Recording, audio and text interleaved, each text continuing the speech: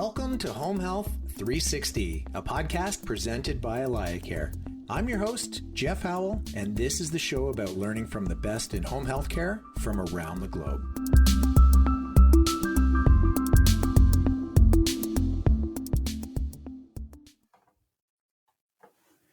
Hi, folks, and welcome to Home Health 360, where we speak with leaders in home health and home care from across the globe. Today, I'm joined with two dynamic leaders at Senior Helpers, a leading home care franchise with offices in the United States, Canada, and Australia. Mary Baxter has been with Senior Helpers for 12 years, first being the VP of Operations and recently 14. moving into the role. 14. Yeah.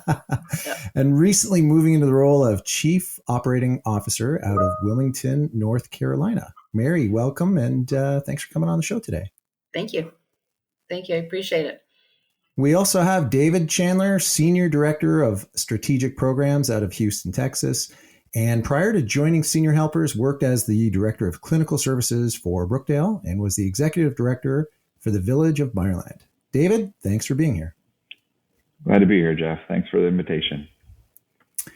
So, folks, why don't you give us a little bit of background for the people that are out there that don't know about Senior Helpers? Why don't you bring us up to speed on where your career path has taken you and let us know a little bit about Senior Helpers? Okay. As we mentioned, I started with Senior Helpers, back in late 2007 to early part of 2008. And it was sort of a new adventure for me. I'd been a private business owner, then went into franchising. I was actually in the childcare spectrum, which is completely opposite of where I ended with senior care. When we started with Senior Helpers, 40 franchisees in the system. There wasn't very many. There was 9 of us at the corporate office wearing multiple hats. And the need for home care at that point was out there, but it wasn't as identified as I think as it is today and prominent. And particularly, I think we can talk about this in a bit, how COVID played a role in making people realize that home care is a very important option. But so we grew over the years. We have over 300 franchisees in the United States. We have 4 corporately owned locations. We're in Australia. We're in Canada. Nothing different about what the needs are. You know, the aging population has the same needs in Australia and Canada as they do in the United States. But primarily our focus, Jeff, is to allow our aging population. It's not just aging population. It could be people who've had accidents, have multiple sclerosis, have ALS, have a need to have private care in their homes or in a community. It could be that. But the concept is to allow people to live longer in a healthier way at home with assistance and to have their independence. At a certain point in life, everybody says, no, you can no longer drive. No, you cannot go to the store by yourself. No, you can't cook anymore.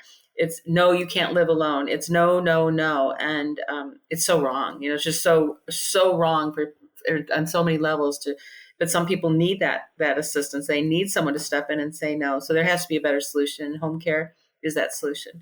To allow people to stay in the home, age appropriately in their own environment where they're happiest with their pets, with their family pictures, etc. And so that's what home care concept is. You know, we're very proud of what we do, and we can talk more in detail about what makes us different. But that's basically the concept, and we've grown dramatically since I've been there. That's great. And David, you came from facility-based care. Give us a little history on where your career has gone. And I guess it's been about 5 months that you've been at Senior Helpers. So bring us up to speed on that. Yeah. So I started in senior care when I was 15 years old. I actually started as a resident assistant and also did private duty care for a little while. I was pretty upset actually by what I experienced as a resident assistant, the level of care that I was seeing. I'd go in after school on a Monday, and I was very passionate about providing excellent care. And so I'd make sure that the clients under my charge were well bathed, they had clean clothes on, and I would go back on a Wednesday or a Thursday to visit them again and see that other people just didn't care the way that I did. They'd still be wearing the same clothes that I had left them in on Monday, which was really upsetting to me. I remember having some meetings with my executive director at the time, and him giving me some advice saying that, David, this is something that one day you could make a difference in the lives of seniors and lead teams like this. And so from that time, I knew at a very early age, very early stage in my career, that I wanted to lead and make a difference in the lives of seniors. And from that time, I became a CNA, worked in some different skilled nursing communities, and went to work my way through nursing school, became a registered nurse. Was with the Cancer Treatment Centers of America for about 5 years, doing first as a floor nurse on a step-down unit, and then the last few years doing quality and patient safety. And then when I finished my work commitment with CTCA, jumped back into senior care, which has been my passion, was an assistant director of nursing and then a director of nursing over skilled nursing communities with Brookdale. And then for the last few years, was an executive director with Retirement Center Management down here in Houston. Really enjoyed what I did. I did a lot of turnaround communities where I'd go in and maybe the culture wasn't completely where it needed to be, or survey results weren't where they needed to be. And so I would go into communities and just make sure that wherever I went, that the seniors were getting the care that they deserved. And a couple of years ago, I was introduced to Senior Helpers, and they came and actually did a presentation for my community, telling me about Life Profile. And I'll be excited to share about Life Profile in a little bit. But once I heard about Life Profile, I started implementing some of the strategies. And again, we'll talk about that in a little bit. But Senior Helpers is really dynamic in the private care world, because they look at the whole picture, as opposed to what my impression was always like. Private care is companion care. I call them as an executive director when I need someone to come in and help, just have somebody there. But what I experienced as an executive director was a partner who was helping me to provide outcomes for my residents. And so when I was given the opportunity about 6 months ago to come and join Senior Helpers, and again, we'll share about Life Profile a little bit more in a little bit, but you'll see why I was so excited to come and join this team. And private duty was never even on my radar. I never even had considered, with a nursing background and a business background. Operations was always my goal. But when I was given the opportunity to join Senior Helpers as an industry leader in wanting to provide outcomes for seniors, I jumped on it and have been so excited about the direction of where we're heading. That's great. So let me ask a question that I'm sure everyone it's the hot topic of the day. Let's rewind 18 months. And, life is going, normal for Senior Helpers, and then COVID hits. Bring me through what happened first, and then how did things unfold? Because I'm hearing a varied sort of response of what happened with clients, what happened with caregivers, what happened with PPE, how did you change your policies? How did life change for Senior Helpers overnight? Yeah, it was an interesting first month. I think when we all think about that March 2020, it was, is this big? Is this not big? Fortunately, I think our CEO, Peter Ross, and I think we jumped on it really, really quickly. I mean, the very first thing that we came to immediately, within probably the first 48 hours that everything started locking down and shutting down, is COVID isn't going to change whether a 85-year-old falls or not. You can get COVID or not get COVID. It doesn't make them any safer from falling. It doesn't make them any safer from needing bathing and care and needing groceries and unable to do the things they need to do. So we couldn't abandon them. I mean, there was many businesses that abandoned their clients and their customers, and even doctors' offices were closed, even for an emergency. But intellectually, we can't stop. I mean, our clients are more vulnerable than anybody. And probably within the first 2 weeks, I think there was this panic from our franchisees. How do we continue? How do we put our caregivers at risk? And what do we do? But we jumped immediately. I mean, I laugh because look back at it now, I actually accused our CEO of needing to go to PPP Anonymous because he was PPP Anonymous because we were sourcing masks and gloves and COVID testing and everything we could all day, all night. We were on the phone with China. We were on the phone with, overseas, anywhere we could source more products, because as you know, initially you couldn't even hardly get masks. I mean, it was just crazy panic. You go to the grocery store and you couldn't get hand sanitizer. People were making their own. And we jumped on it probably prior to many people, because we were able to get $1 million worth of supplies to all of our franchisees in big shipments pretty quickly. So we were trying to make it possible for our franchisees to still send their caregivers in the home. And we had testing kits before anybody else even did. We sourced that. But we immediately started a message of, if not us, who? Who's going to take care of these people? It was interesting because many of the communities, and I was on a phone call with a large community, were locking us out. They were locking our caregivers out, because we don't just staff at home. We don't just take care of clients in their homes. We also take care of clients inside a community, inside independent living, inside of an assisted living. And they were blocking us out. They're saying you can't come in the building. So who is taking care of those clients? If our caregivers aren't, are you assuming your caregivers are? And they would say, yes, you just can't come in. And I would literally get on the phone all across the country, not where I live, across the country, to help my franchisees. And I would get on the phone to discharge planners and social workers and directors like David. And I would say, do you have a care plan for my client who's in your building? Well, no. Then how are you taking care of them? How often are you seeing them? Are they getting up? Are you bathing them? No. Then you need to let my caregiver in.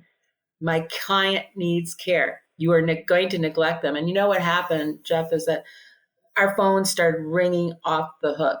Get my mother out of that building. Can you take care of her? I want my mother home. I don't want her there. People were panicking. I think that the communities did the best job that they could. But let's be honest, the biggest problems we heard were inside these large communities. It was very frightening for families, whether it was true or not. They assumed that their loved ones were going to be more at risk for COVID, and it turns out that probably in some situations they were. But they were more concerned about the neglect or the lack of caregivers inside the community, that there wasn't enough personnel to go in. So we became busier than ever. If you were to look, from a strictly business standpoint, and I think that's, from my perspective as the CEO of the company, from strictly business perspective, we grew unbelievable numbers revenue-wise. We were busier than ever. Our franchisees could not get enough caregivers hired quick enough to get into the homes, because people were pulling family members out, or where the daughter or the primary caregiver was typically running over to take care of their mother or their father. They were also now grounded at home with their children and not able to go and see their own family members. So they're reaching out and saying, do you have caregivers who are going to be masked and gloved? Can you go and take care of my mother, because I'm afraid to go over and see her? So we became very, very busy, and was all hands on deck. And I will say that I'm very, very proud of our franchise community, in that we didn't stop servicing. We didn't neglect our clients. We went in, we took risk. We tested our caregivers constantly. We had testing kits, and we kept business as usual.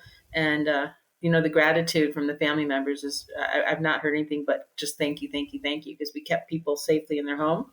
And we went in and we kind of bombarded the communities and said, if you're not going to do it, you got to let us in the doors. Mm-hmm. So, it was just a very, very, there was a lot of strategy. There was a lot of phone calls. There was a lot of passion. There was fear. There was a lot of money spent to make us safer. But I think we did an amazing job. So that's interesting, because we hear from other agencies as well that any client who could cancel would cancel. And so some agencies are, they didn't get this influx of people that wanted to get out of buildings and into homes. And the reverse is also true. And so, David, you were on the other side of the coin at that time, right? So you were the executive director of facility-based care. What was life like for you at that time? Oh, wow. It still haunts me a little bit.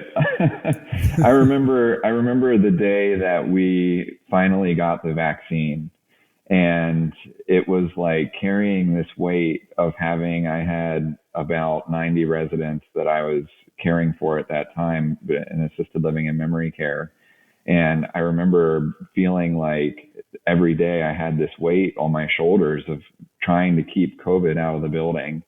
And we were very fortunate that we only had 2 of our residents that were diagnosed during that year period.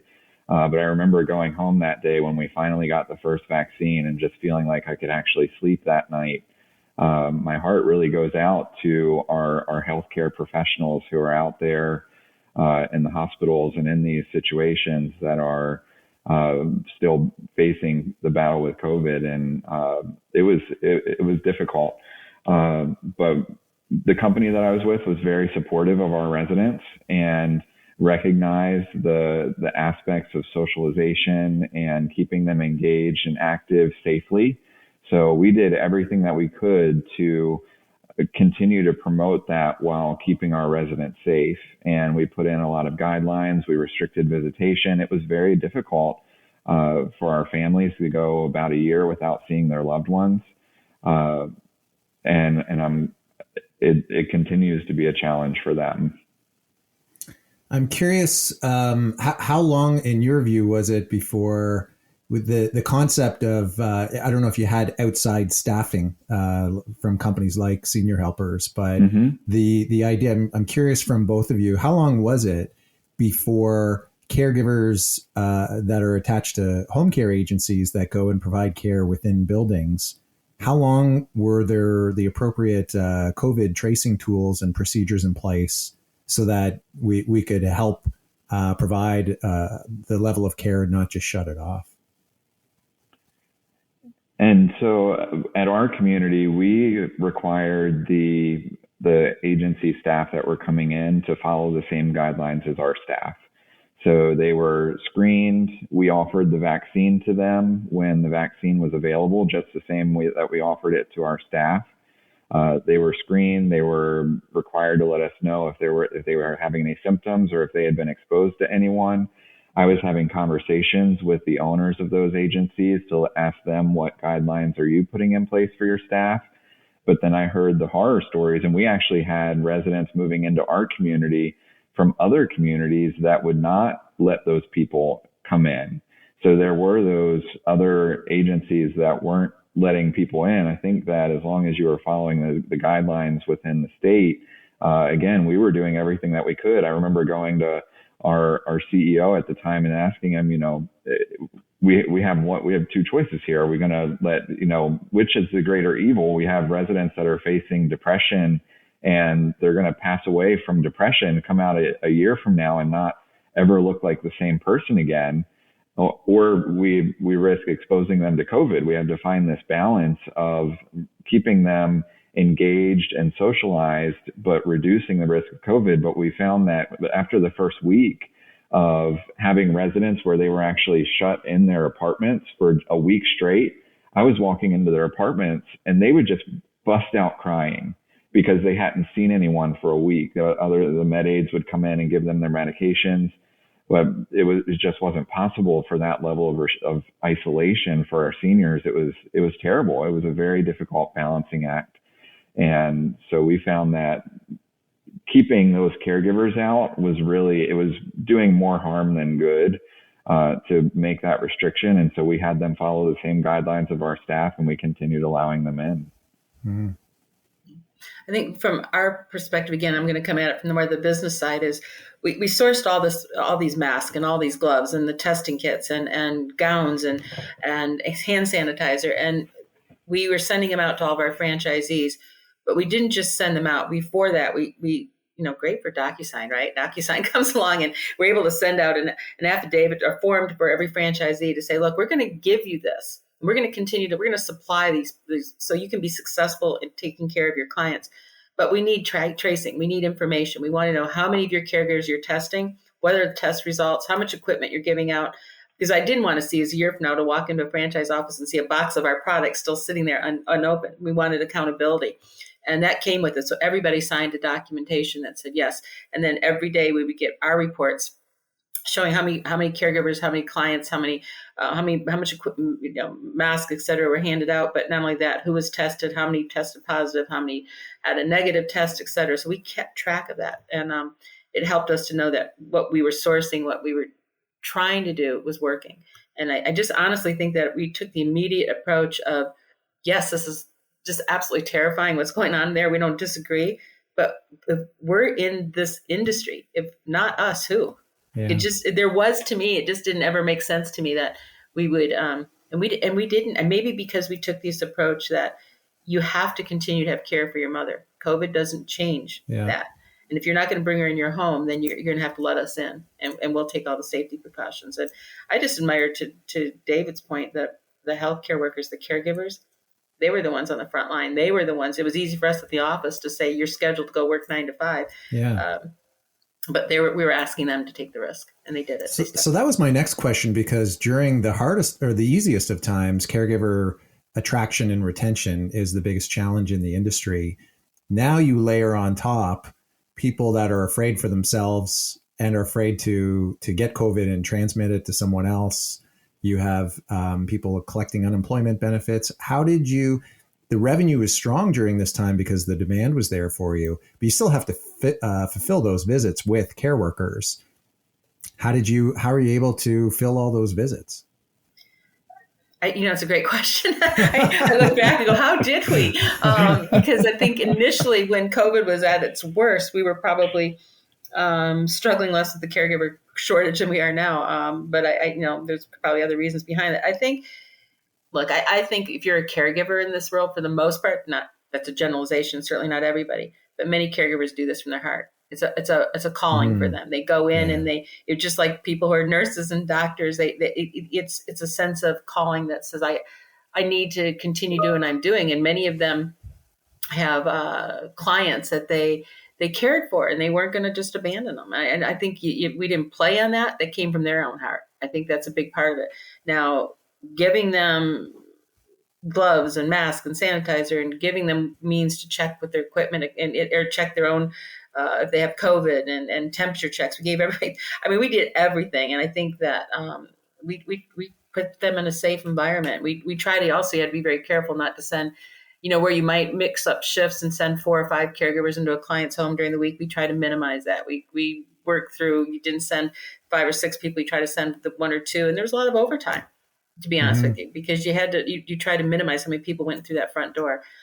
So it required a lot of innovative scheduling and rewards. And we sent every one of our t-shirts, even from the corporate level. I mean, every one of our, I'm sorry, all these people dinging me, and I thought I turned it off.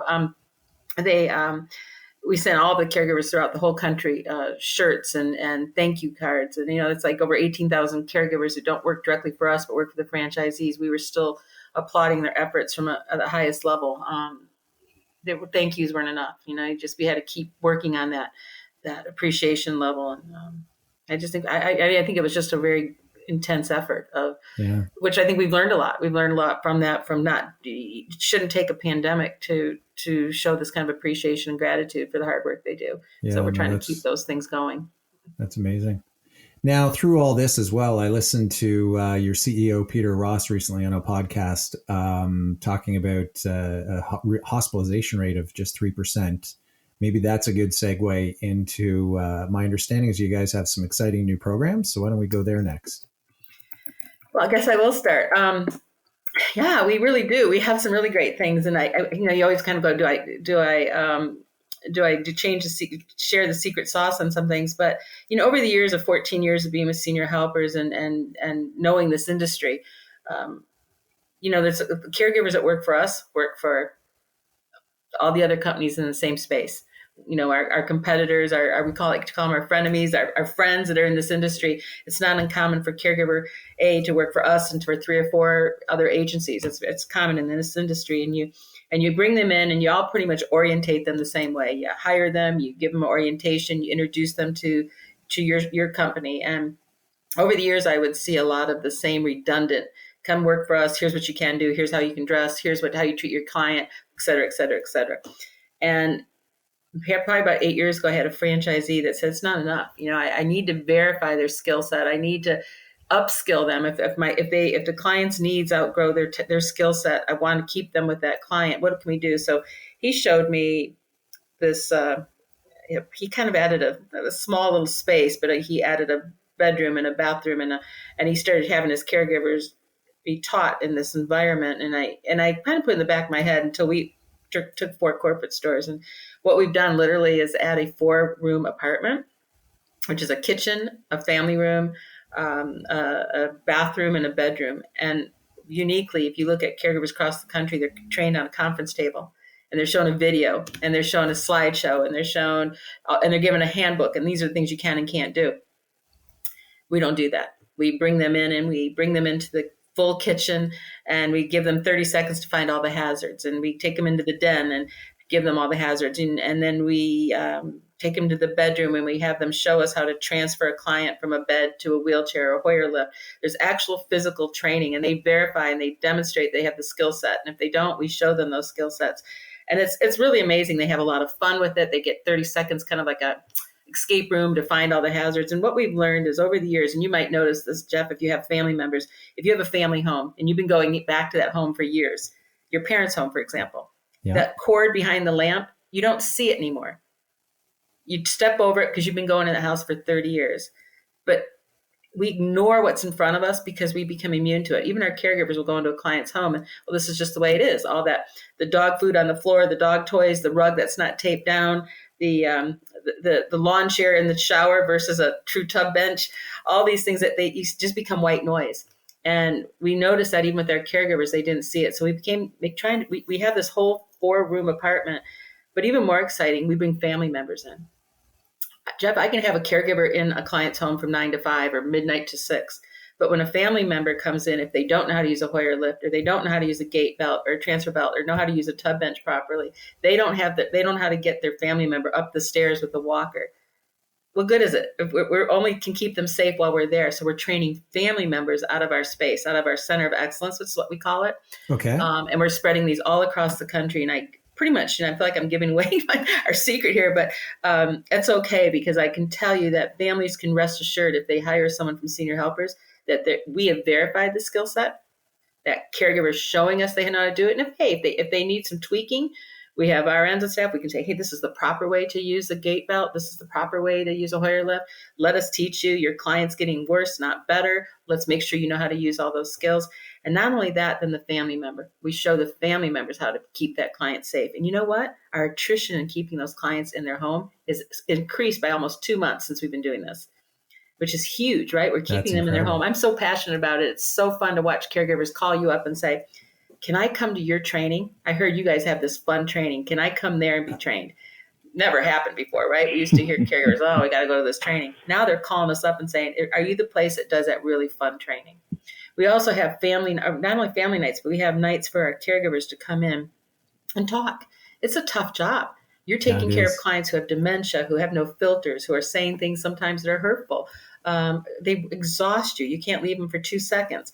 So we bring the caregivers in. We show them movies that are relevant. We have in the apartment. They have popcorn night, family night. They talk, they vent, they share ideas, best practices. So it's become the center of excellence is this just amazing tool. And then I'll tell you what we've had the best response from is from the clinical community, the professional community.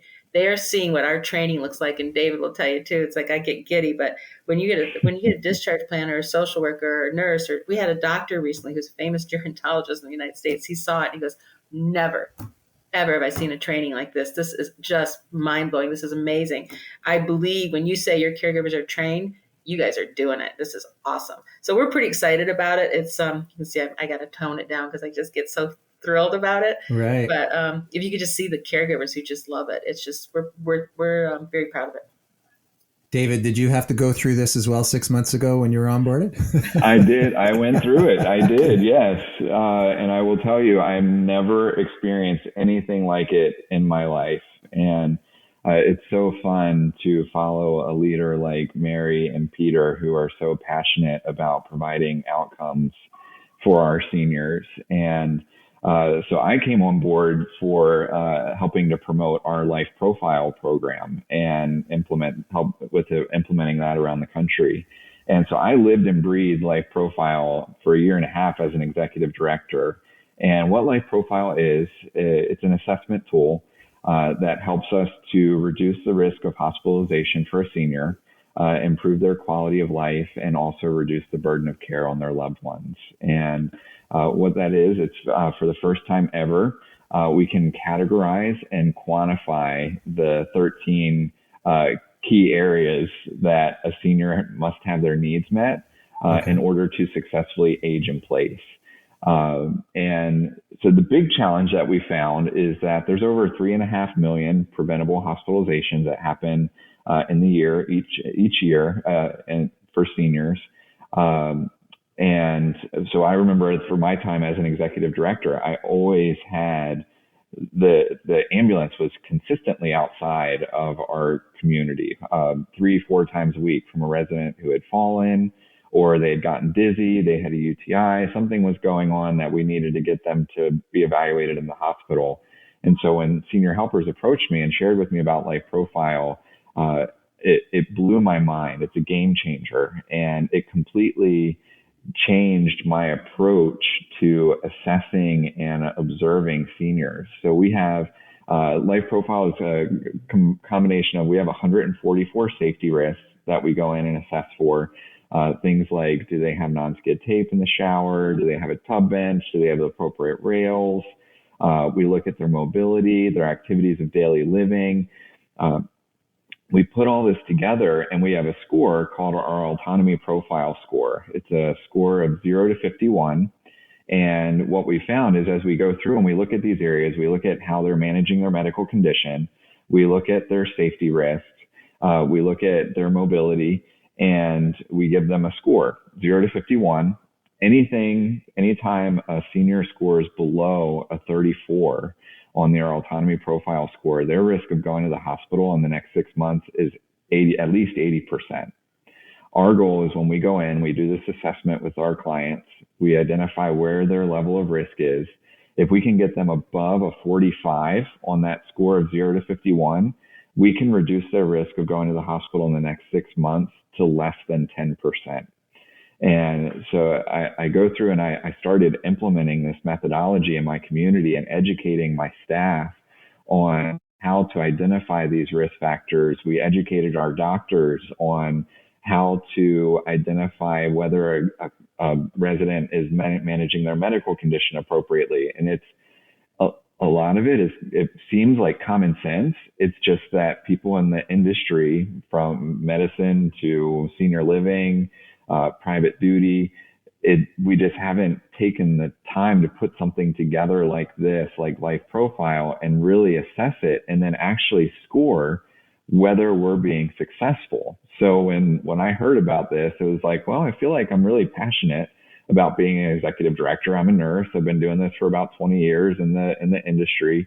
And when I went and scored a couple of our residents and I realized how much we were missing, it blew my mind. And I hadn't even heard of senior helpers before I was introduced to Life Profile. They immediately became my number one referral source, my number one partner in helping to reduce the risk of hospitalizations for my residents. And we decreased the number of residents, even in the midst of COVID. In 2019, we were averaging about 3 to 4 residents who were moving out each month.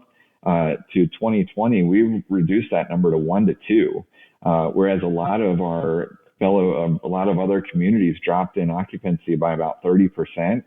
We went 4 months without taking an admission and only dropped 10% with implementing a lot of these strategies. So it's amazing to me when we can go in and reduce these risks for a senior, identify them for the family, work in partnership with them. And I will say, like, as an executive director, when I worked with senior helpers and I was working on these strategies, it was the first time that I felt like I had a partner in a private duty across the industry, whether it was private duty, home health. I had never had anybody come in and partner with me like senior helpers did to say, let's provide better outcomes for your residents. And so that was the big draw for me to want to come and work with them, is identifying these risks, taking this autonomy profile score, applying it to each client, saying, how do we get them from, on average, when we go into a home, their score may be around a 20. How do we get them from a 20 to at least a 34? Once we get them to a 34, how do we get them to a 45 and start reducing this risk of them going to the hospital? Because there's so many things that happen to our seniors that are so easily preventable to keep them safe, living healthier lives, and having more time that they're independent and mobile and healthy with their families. It's just blown my mind. And I'm so excited to be a part of what Mary and Peter are doing and what Senior Helpers is doing. It's revolutionizing the senior care industry.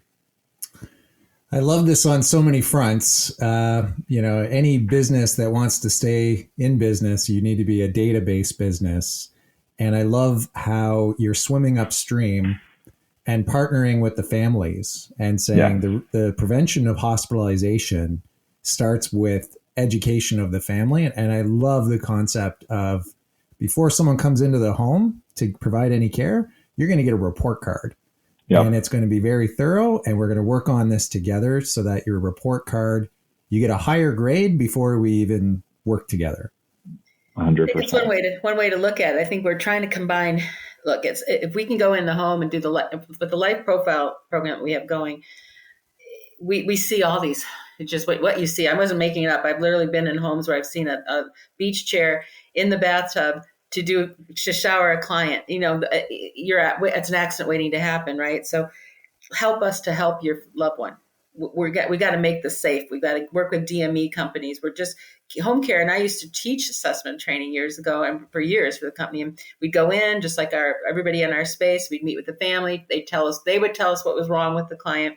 And then we come up with a care plan.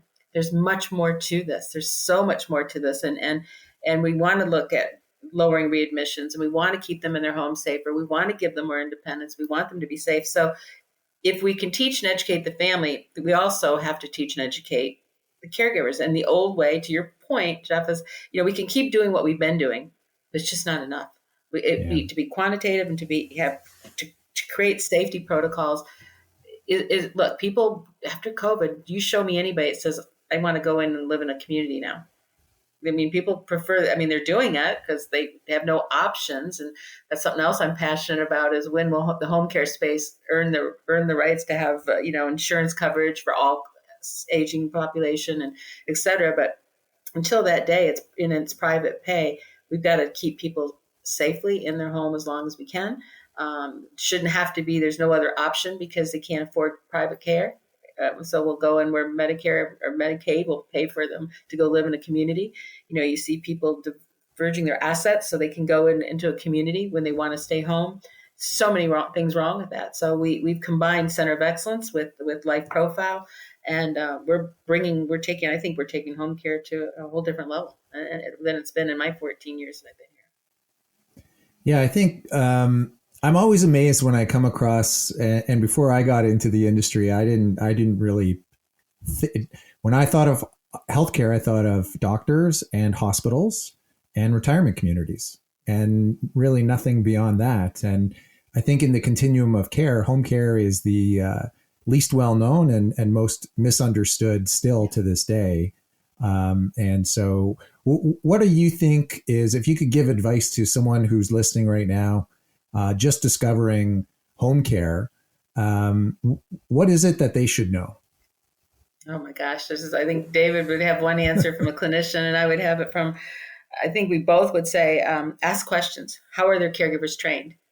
For us now, I can proudly say they're not just trained around a table. They demonstrate the skill set that they have. So we know that client that's getting taken care of is with the appropriate caregiver. That knows how to manage their situation. So, what's the training? How is it done? What's going to keep my family member home the longest and safest? And, it's just how many people get discharged from a hospital or rehab, take your mom home and just stay safe, Mrs. Smith. There's no education on how do you use a gate belt? Where's your mother's bedroom?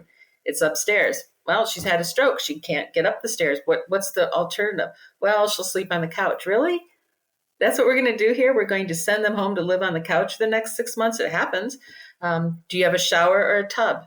Does she have to step over that tub? How is she going to bathe? Well, we won't give her a bath. There's no education. It's just go home. We have to admit somebody else in their space and they get discharged.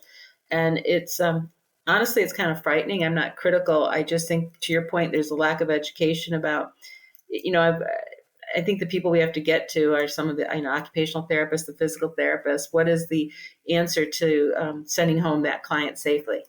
And it's us. It's us. They need to reach out to us and know that we are looking at all of these programs to keep that client back in the home safely. And I don't know that they're educated enough on it. So I think that's a big challenge, not just for senior helpers, but for everybody in this space, is to just what is home care, and why is it the solution for so many people? I think there's that misnomer. We have some work ahead of us, all of us, to do on that. Something that I would add with that is that where does the company place an emphasis on focusing on the whole person? And that's something that I love about senior helpers is, and again, in part of that life profile assessment is looking at quality of life. And we have metrics that we want to meet with how our clients are experiencing quality of life.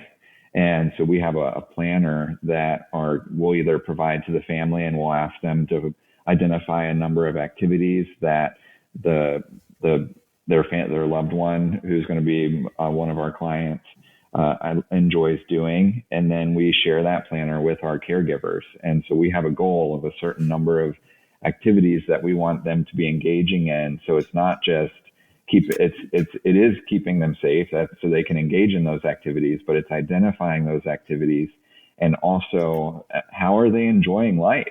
That's a big emphasis for us, is wanting them to stay safe, stay home, stay where they want to be, and then also to engage in activities that they enjoy. And that to me is when we're accomplishing that, that's really making a difference.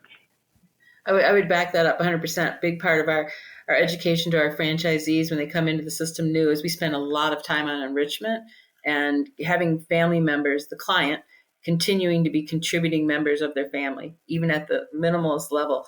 When you get to a certain point in your life, you have to depend on other people to get your family members' birthday cards and gifts, and you forget phone numbers and you stop contributing, which is very hurtful. It's painful. I think the hardest part of letting go to the aging population is when they lose their independence, they stop contributing. They're not as supportive as they used to be. It's hard. So we're very, very emotionally centered around enrichment and having our clients have more than just a care plan, more than a bath, more than food, more than getting dressed and doing the ALL.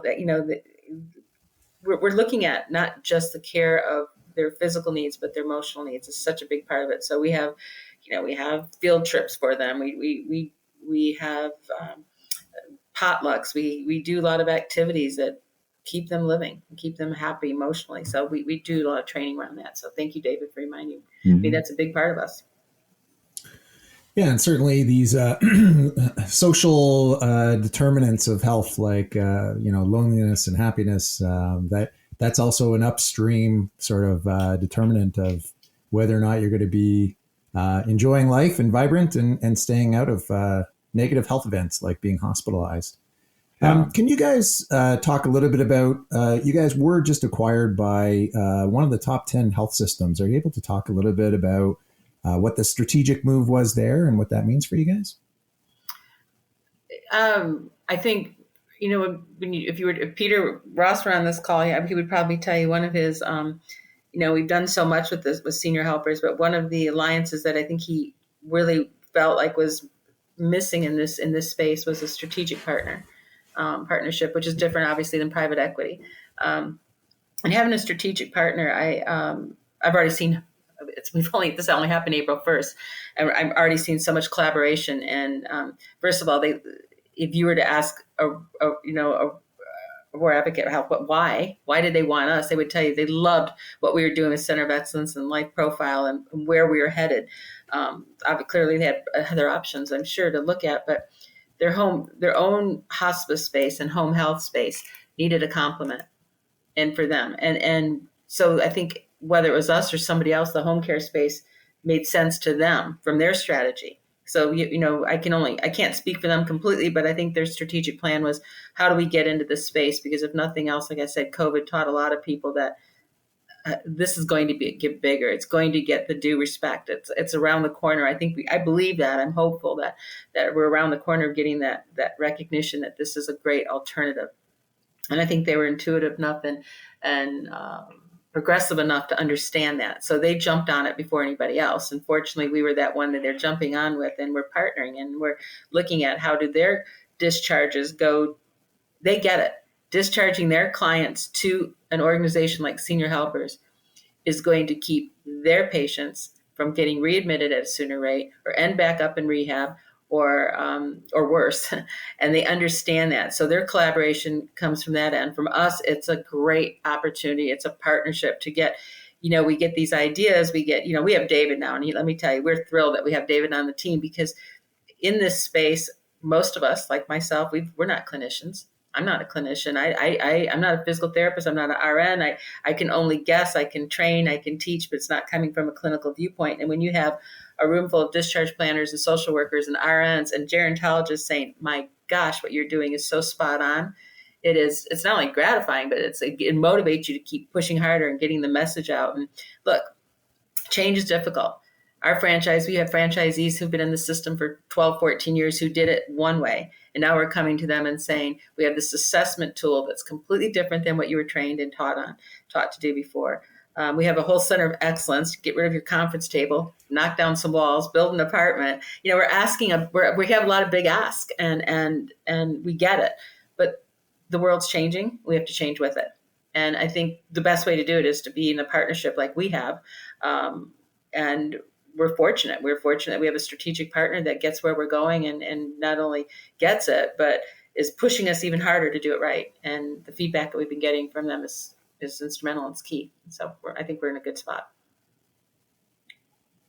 David, jump in. You're the clinician. Yeah. So I think from my experience, and I mentioned this about the partnership that I felt with Senior Helpers. And so I experienced that on a smaller community level. But I remember when I went to SCORE and Senior Helpers took me to go and SCORE my first couple residents, I walked out of those apartments and I literally felt nauseous.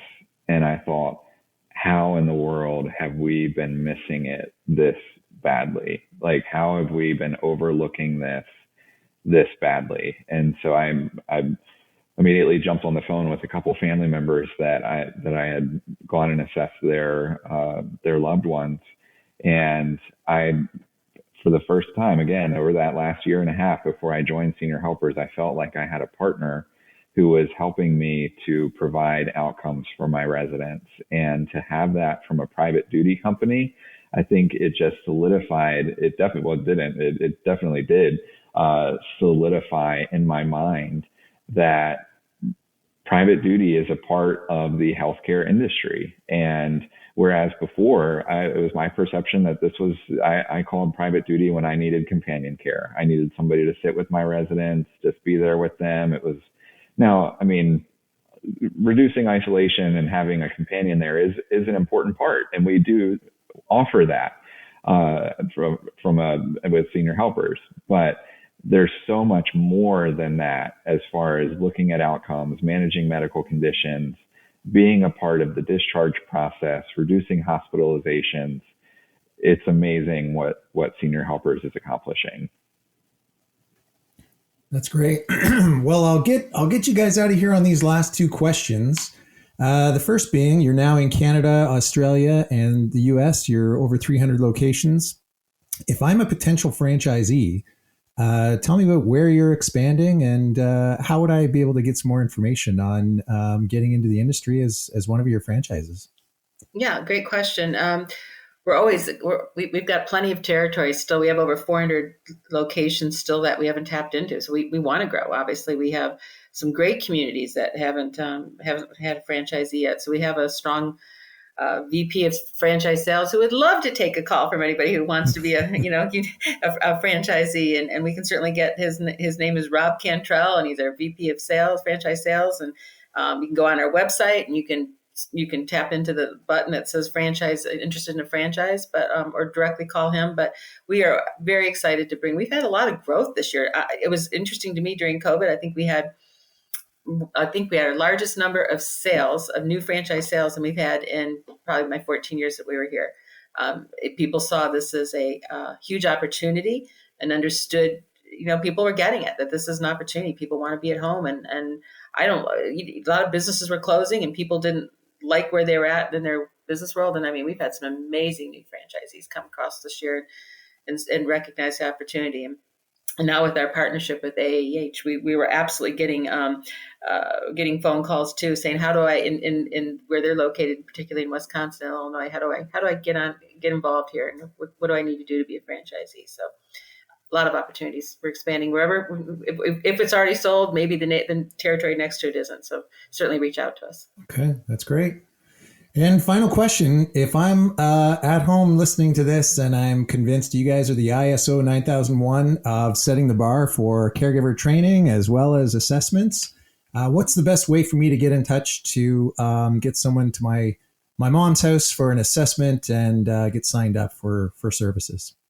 Yeah, again, go to the website. It's www.seniorhelpers.com.